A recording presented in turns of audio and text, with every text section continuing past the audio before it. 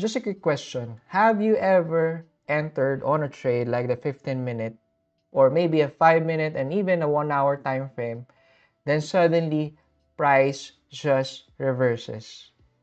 And before you know it, price just went to the upside, and after you flip some charts on another time frame, it just went against your trade.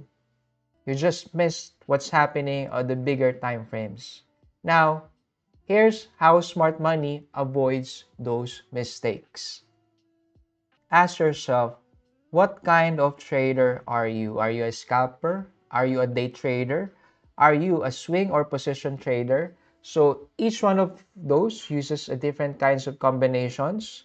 So primarily, scalpers use the 15-minute as their higher time frame, but of course, there are other combinations like their higher time frame is a 5-minute and their execution is the 1-minute. For day traders, they like to use the 1-hour time frame as their main direction and the 5 to 15-minute as their execution time frame.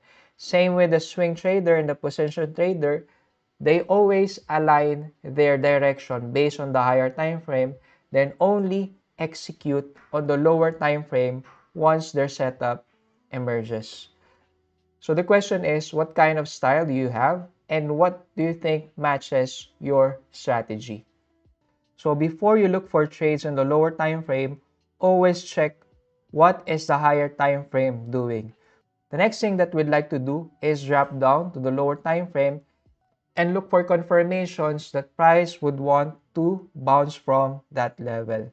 So in this case, price just created a consolidation at the lower time frame, and the moment it breaks, we could actually set a trade for this. And for those who are trading the smart money, we also have an entry confirmation at this level with this fair value gap.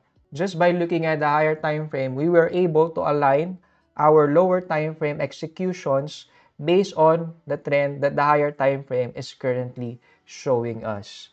For more information on how you're going to trade this, the multi-time frame analysis, just go to our website, tap the Learn tab, and go to the Educational tab. And just find this content that you're seeing on the screen. If you want to learn more, just check this out.